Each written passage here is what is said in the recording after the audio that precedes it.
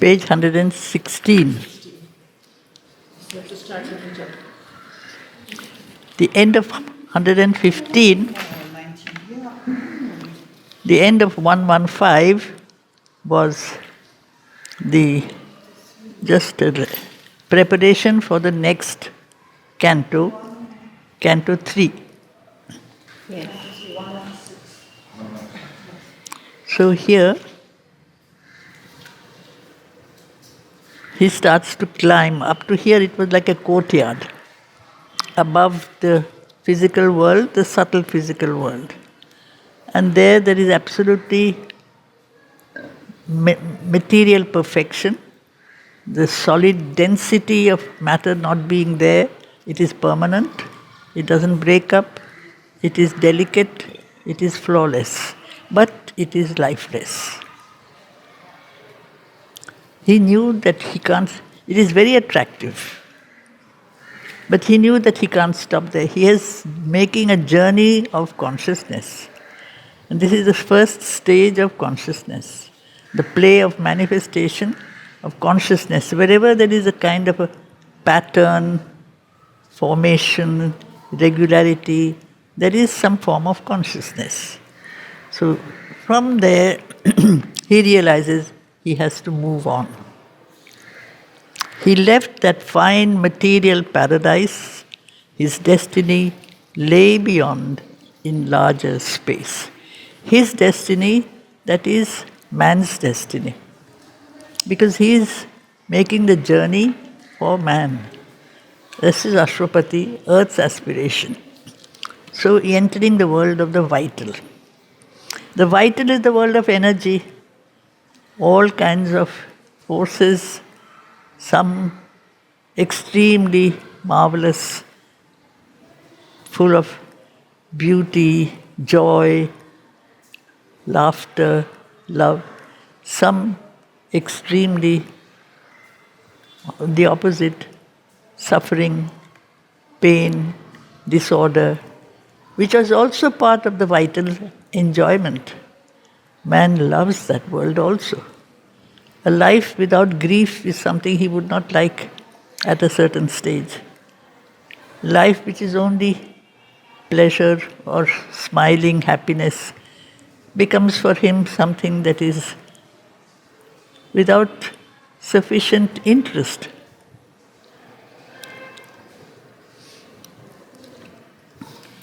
So, the glory and the fall of life. An uneven, broad ascent now lured his feet. Therefore, it is not a very stable world. You can really, that staircase, the ladder there, is perhaps a broken stair. Answering a greater nature's troubled call. Troubled, because there is the play of energy. The energy is not channelized in the right way, it is not orderly. Whereas in the previous canto, that energy was not there. Here there is a play of energy. It's like for us, you discover a new capacity, a new faculty, which you would like to experiment with, but you don't know how to master it. So this is the world. We don't know how to master the field of the vital. It masters us for a while. It pulls us in this way or in that. But without that, there cannot be any change, any growth, any forward movement. The vital is essential. Without it, nothing can be done.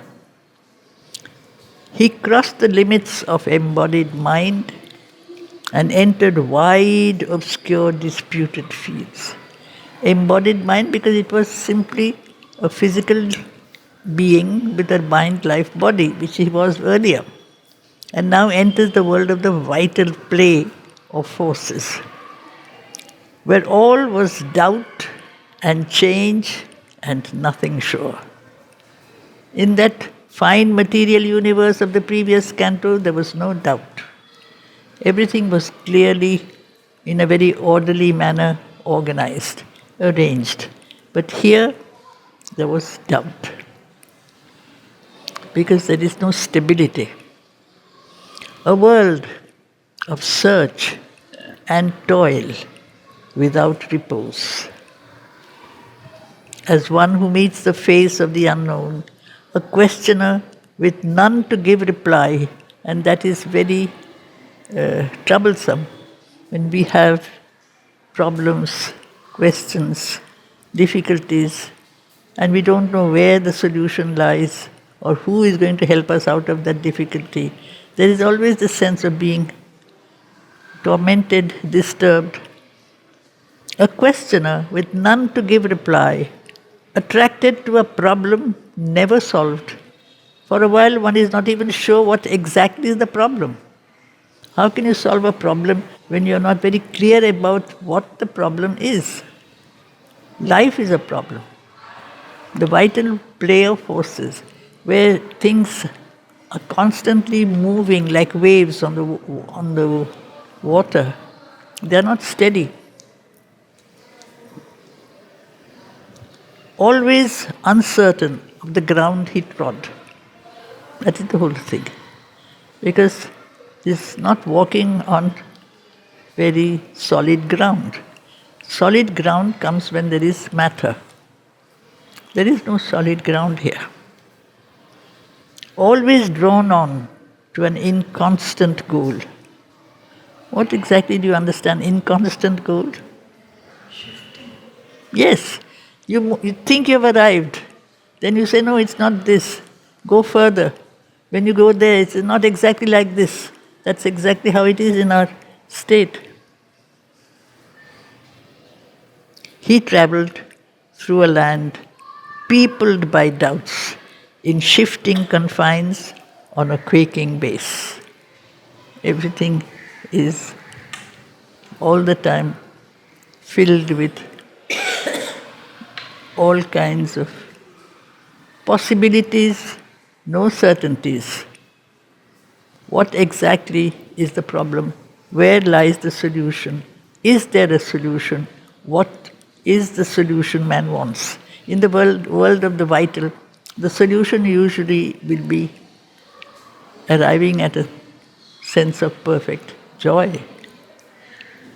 That sense of fulfillment that happiness, perfect happiness gives. But perfect happiness, today's happiness is replaced by tomorrow's happiness. Today what your vital being asks for, tomorrow it doesn't ask for that anymore, it wants something else. That is the whole thing. So we keep on moving. This one, a wide, obscure, disputed fields. Disputed means? You're not even sure what the outlines are. Is this the field? This field is here, this field is there.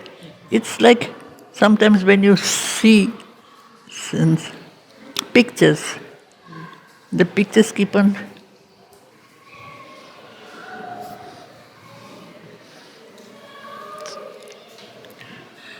If we are in the very ordinary state of consciousness, this journey in the beginning would be frightening. Because you don't know where you're going, you don't know the place through which you're passing, the landscape keeps on changing, something almost ghostly. Because that's the world of the vital. All kinds of forces are there. But he is a seeker of knowledge. This is the traveler of the worlds. So he continues without any hesitation. All kinds of forces will try to stop him. Like man, when he tries to progress, he will meet, more he tries to progress, the more the difficulties multiply. Problems always increase. So he is moving in this vital world. This vital world is not necessarily, there are two levels of the vital, by the way. There is the lower vital, it is that part of the play of energy, of passion, desire, all the anger and all the drives of our inferior nature. There is the higher vital, where there is the capacity for love, which is offered to some higher goal, like you can have the sense of gratefulness, which is almost psychic. You can give self-sacrifice, self-giving. This is less self-centered. This is the higher vital. This is also part of our vital world. The vital has many levels. So you can be on the higher vital level, you can be in the field of a greater ideal, like the courage, the self-sacrifice of a patriot who gives himself to his country without any thought of his own self-protection, or the lower vital, which is much more active, which is the field of desire. I want. And all kinds of things man wants at all different moments. He is passing through these. That is why you might say, rungs of this ladder are shaky. It's not steady, it's not stable. It's not a kind of a plane which is once and for all like this. The vital life is very complex, but without which there can be no change. You cannot progress, you cannot go forward. There can be, with enthusiasm and courage and fearlessness, that man who wants to move forward, he has to have vitality. If you do not have vitality, you cannot go forward. That is the whole thing. But people, those sages, were so aware of this problem that they wanted to withdraw from the vital world as much as possible. Cut themselves off from the world of life. Isolate themselves in solitude, meditation, concentrating only on the inner soul presence. But man is not only that. This world also has been created by the divine. There must be a reason. This world, which can be full of problems, there must be a reason. We have to learn to recognize why it is there and what we have to become in order to not become a slave of this world. He travelled through a land peopled by doubts, in shifting confines on a quaking base. In front he saw a boundary, ever unreached, and thought himself at each step nearer now. It's like some kind of a mirage. You reach and you think you found it, and no, it's not that. You go further, it's still not that. A far retreating horizon of mirage. A vagrancy was there that brooked no home. Nothing stable. Everything was moving all the time. A journey of countless paths without a close. Because always you need a close. Whenever you have a journey, you're making a journey to reach a goal.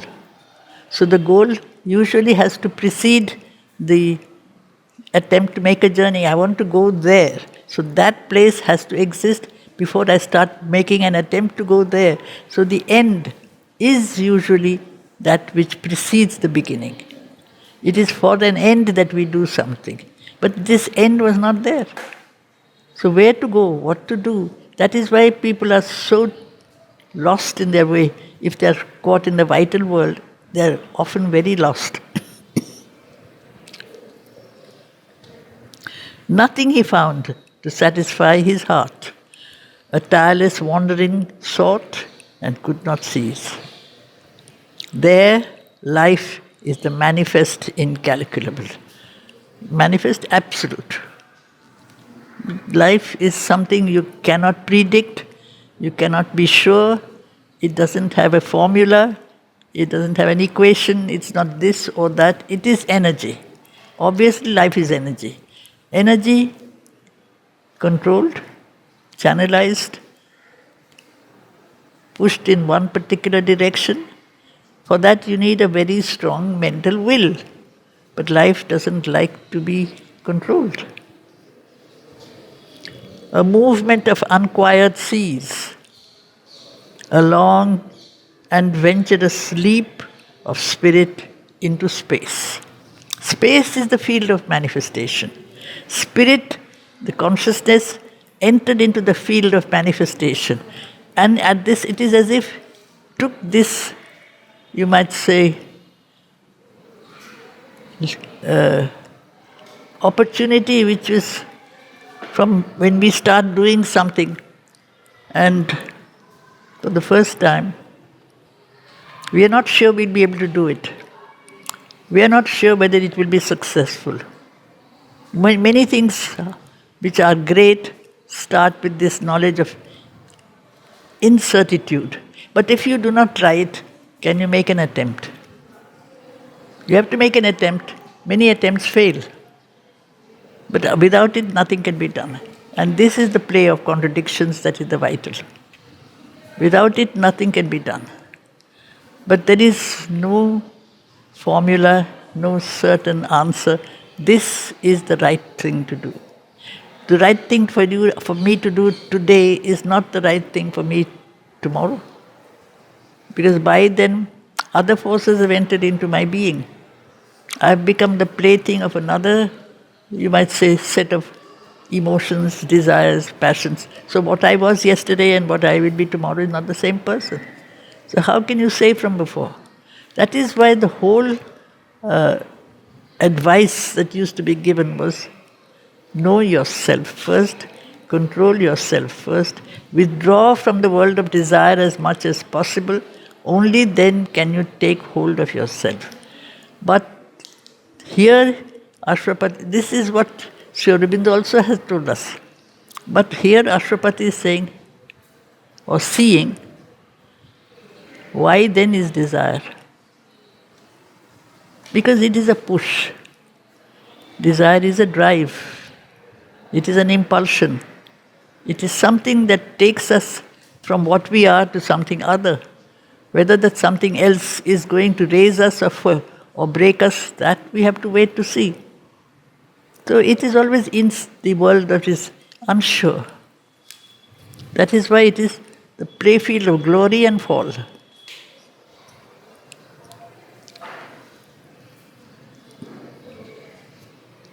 Nothing he found to satisfy his heart.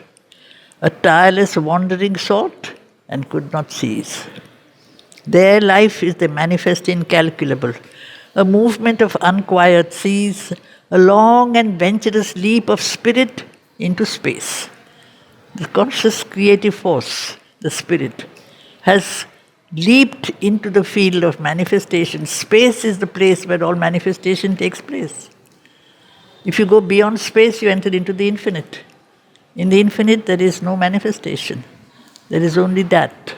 There is only Tat, there is only the Brahman. But once you enter into the field of time and space, you enter into the finite. In the field of the finite, there are all kinds of different possibilities, very, very disorganized at this stage. So they can make you or shape you or break you or destroy you. A vexed disturbance in the eternal calm, an impulse and passion of the infinite. It is as if the infinite is also trying out. It's like somebody who said, let's try out. We try out things and they don't always succeed. We try out things, sometimes they succeed. The first time you try something, it's good. The next time you do the same thing, it's less good. So it is that sense of the unexpected all the time. An impulse and passion of the infinite, assuming whatever shape her fancy wills, whatever she wants. Her fancy. Fancy is a very changeable wanting, a whim. It doesn't last. It's often associated with it's a very feminine movement. Now you want this. No, I don't like it anymore, I want that. So this is the whole field. Life is, there is a very beautiful description of life by Sri Aurobindo in his poem on life. And there, at the end it realizes that even in rags I am a god. Fallen, I am divine. Life is a fallen force. But without it, there can be no progress, no change. What is the her here? Life. Life, the vital. Assuming whatever shape her fancy wills, escaped from the restraint of settled forms. The restraint of settled forms is the subtle physical. The subtle physical of the previous canto, where everything was neat and tidy and beautiful and well organized in that world of subtlety, so that there can be no breakup. In our material world, things can be made, they can be broken. In that world of plans of perfect forms, nothing breaks up. The plan is perfect. The working out of the plan may be imperfect. So that subtle physical world is very beautiful. It is permanent. Death does not happen there. Deterioration doesn't take place there. So it is extremely reliable. You enter into that world and you know where you are. Here, it's the opposite. It's very unreliable. But it is exciting, full of discovery, all kinds of possibilities. So people are much more drawn to the world of the vital. Men mostly live in the vital. Man is supposed to be a mental being, but for a very, very long time he is not necessarily a mental being only. There is a mind, but mind is often pressed down by the pressure of the vital movements. Escaped from the restraint of settled forms, she has left the safety of the tried and known. There. Unshepherded by the fear that walks through time. The fear that walks through time is the fear of dissolution, death. Whatever has a fixed form breaks up in the world of time. And that is what keeps us within certain limits.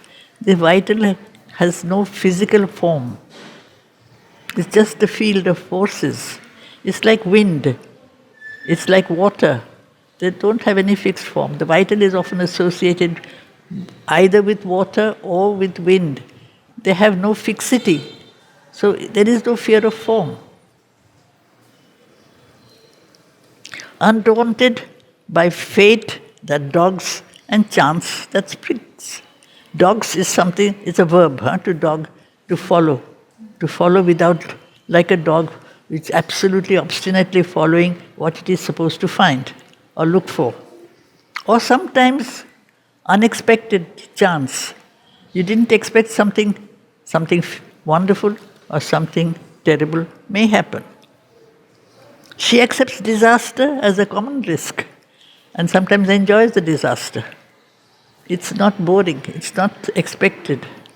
Careless of suffering, heedless of sin and fall. That is the whole thing. What is sin? Sin is that which is something that turns us away from the light, that's all. But it's moving in all directions. So sometimes it turns his back. Man can turn his back to the light and he does it knowingly, happily. She wrestles with danger and discovery. She, this life force. When man becomes taken up by this vital force, you cannot really expect something that is sure to happen. There are beings like that who are very, very strong vital beings, who are like almost sponges. They absorb vital forces.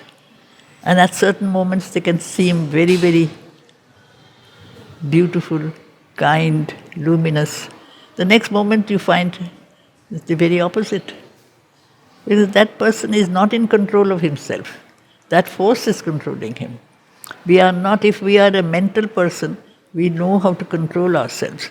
We create certain norms and standards, and you can live by those standards. But if you do not have norms and standards, the vital doesn't have standards. It's just like a breeze or a wind or a storm, what depending on the nature of the vital, that enters into me. I can't control the play of the wind. It has entered into my life. It has blown away all my objects if my windows are open. If the rain comes into my house, I can't stop it from coming. It washes away many things, the good, the bad, everything.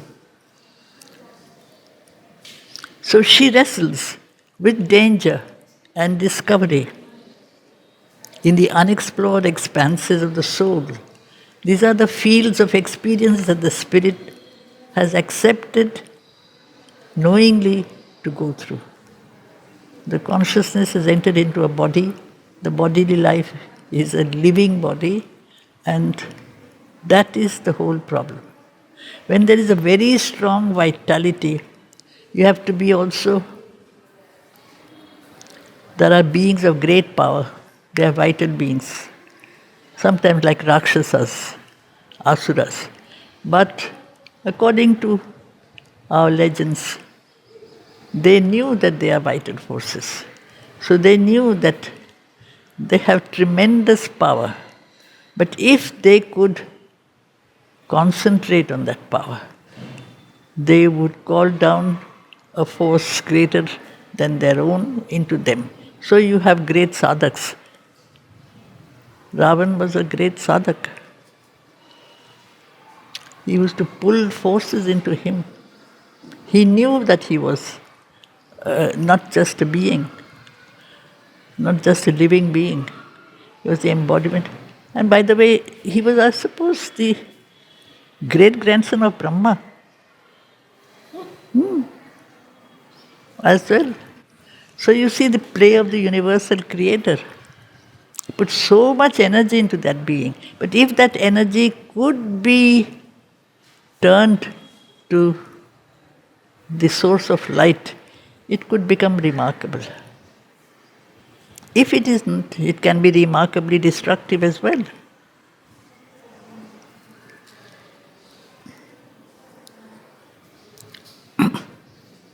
So that is danger and discovery in the unexplored expanses of the soul. To be seemed only a long experiment, the hazard of a seeking ignorant force. It is as if you live by trial and error. Sometimes it works, sometimes it doesn't. That tries all truths and finding none supreme, moves on unsatisfied, unsure of its end. When the mental, you might say, principle becomes dominant, then you find one supreme solution. But until you have obeying the mental world, it is a world of constant discovery, constant unexpectedness, of power, of joy, of grief, of violence, of beauty, all the different aspects of the vital passions.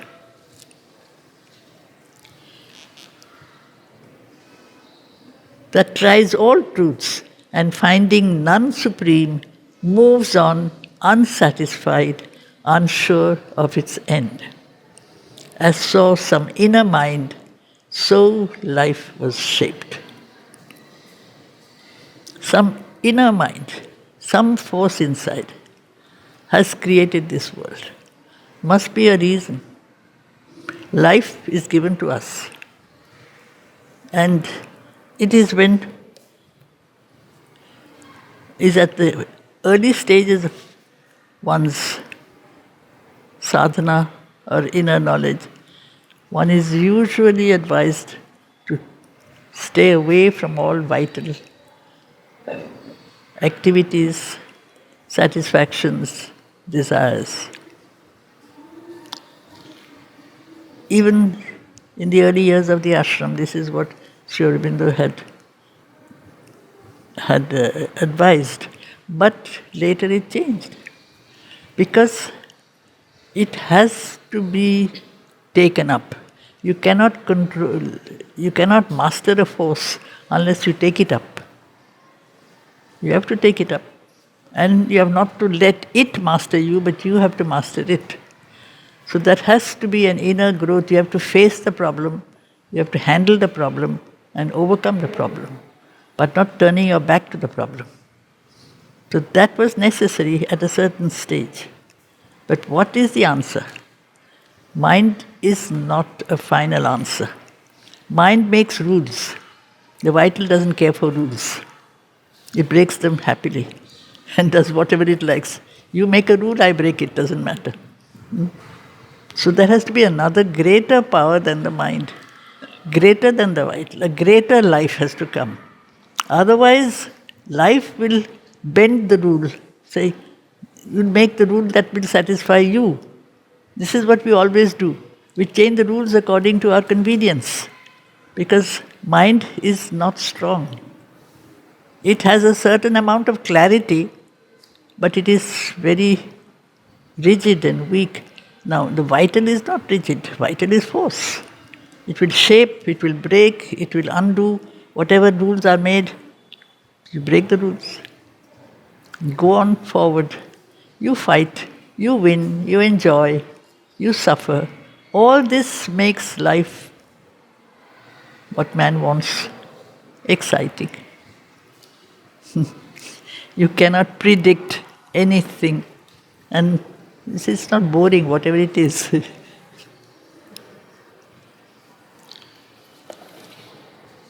From thought to thought she passed, from phase to phase. She's shaping, making her own rules. One thought is made, this you should not do. The moment you say, this should not do, you do it. Automatically. Tortured by her own powers, or proud and blessed. Now master of herself, now toy and slave. A huge inconsequence was her action's law.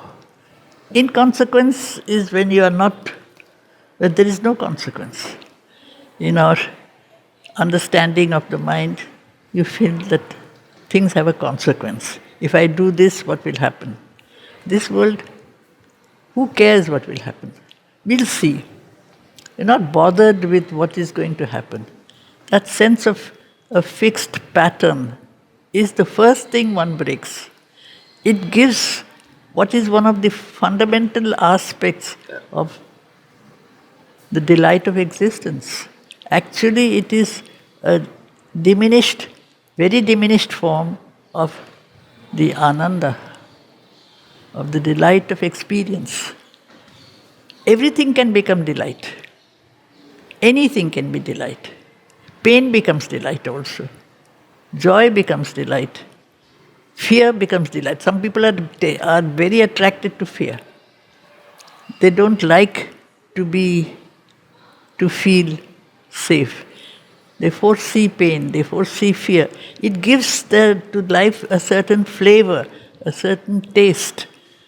This is, you see, the vital nature is very, very unpredictable. It is neither good nor bad. It is like this. It doesn't follow any laws of virtue and sin, good and bad. It's not that word. The mind makes these rules of virtue and sin. But the vital, be happy. Whatever makes you happy today, which will not make you happy tomorrow, maybe it doesn't matter. We'll find something else tomorrow. And so it goes on, a continuous shifting of goals, of experiences. But that's what keeps the joy of life. Living, you never know what's going to happen tomorrow. So it's not the same thing. Whereas if you live in a very strict, codified existence, you know exactly what to expect. This is the law. If this happens, this will be the consequence. If that happens, this is what you have to go through.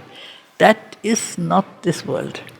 This is not the world of life. So it can be beautiful, it can be frightening, it can be enjoyable, it can be painful, but all these experiences, this is like the ocean, it's like the wind. That's why water and wind. It blows in all directions, it flows in all directions.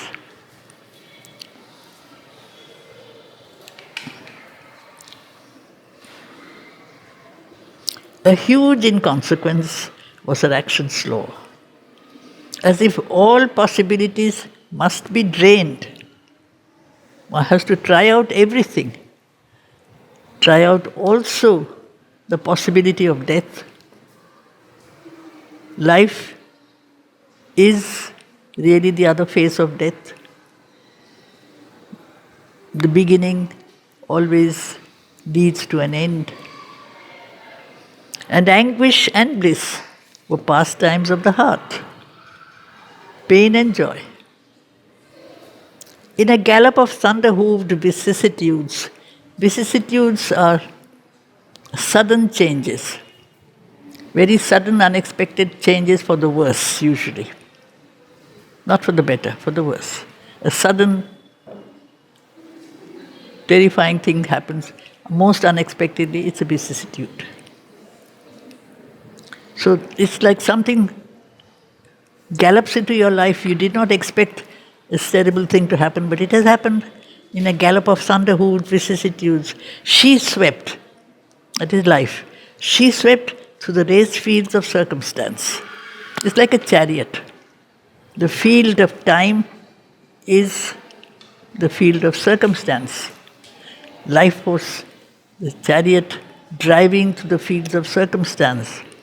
Or swaying, she tossed between her heights and deeps, uplifted or broken on time's inconstant wheel. The chariot of time, usually there is a wheel. Time turns. The wheel breaks, the chariot can't. It can't be driven, it's a vicissitude. The instrument that we are living on or living in is the body. It breaks. The life energy that the body contains diminishes, increases, weakens, strengthens. The passions rise, the passions fall. So it is inconstant wheel.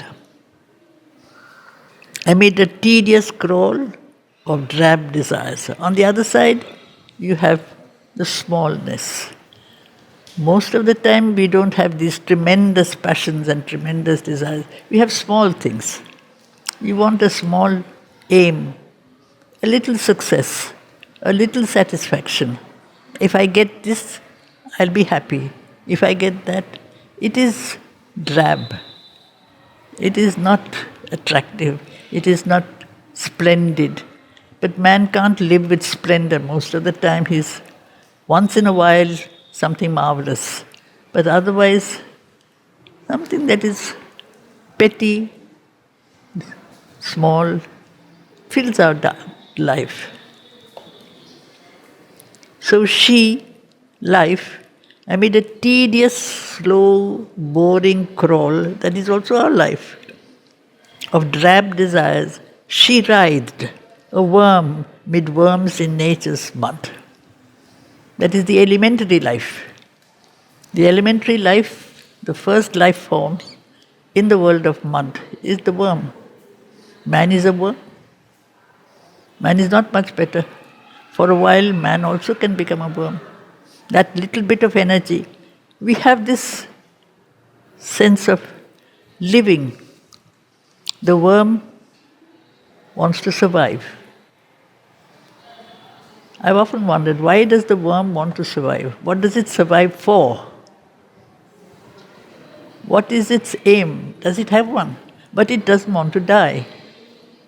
Man is like that. We don't want to die. What for? What are we living for? Unless there is a reason or a purpose or an explanation, it leaves one puzzled. And yet at any cost I want not to die. I'll do my best not to die. But what for? Why do I want to prolong my existence? Like the worm, it wants to live as long as possible. What for? Why do we want to live? We have not put any goal in front of us. That requires more consciousness.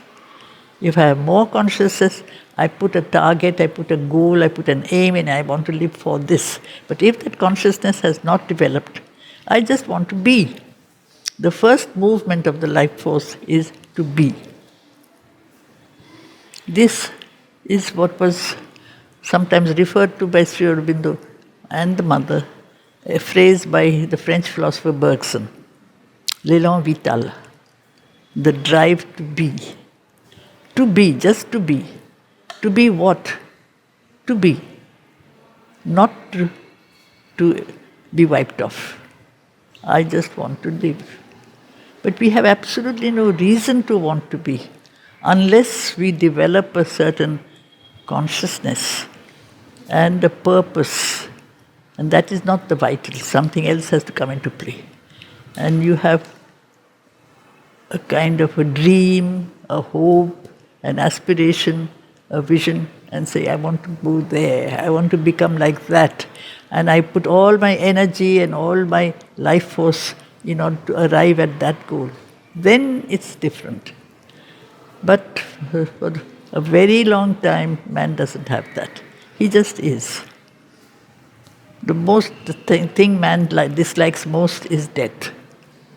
What for? He doesn't look at it as sometimes it's a blessing. For many, I have nothing to live for, I might as well leave. No, I don't want that. I don't want to leave. I want to stay in a body on the earth.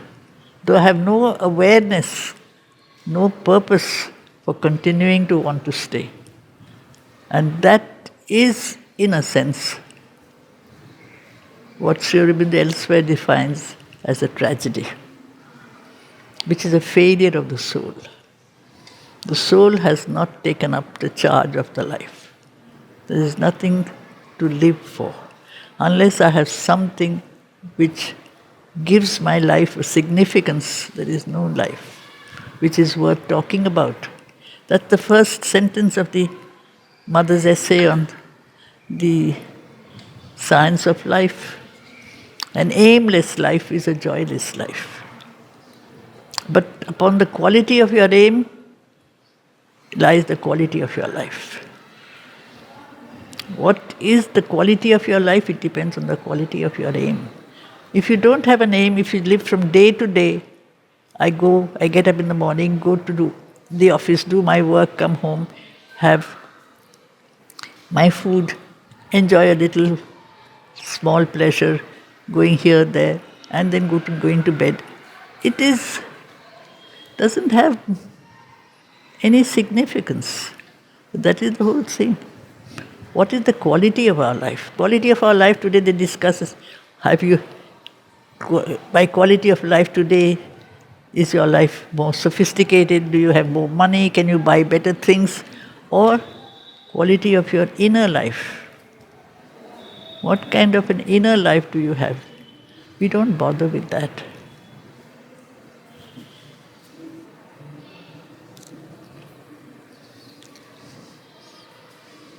Amid a tedious crawl of drab desires, she writhed, a worm mid worms in nature's mud. Then, Titan-statured, sometimes you have great, ambitious beings, human beings, but who have been swept away by a tremendous egoistic desire, like those who want to conquer half the world or more than half.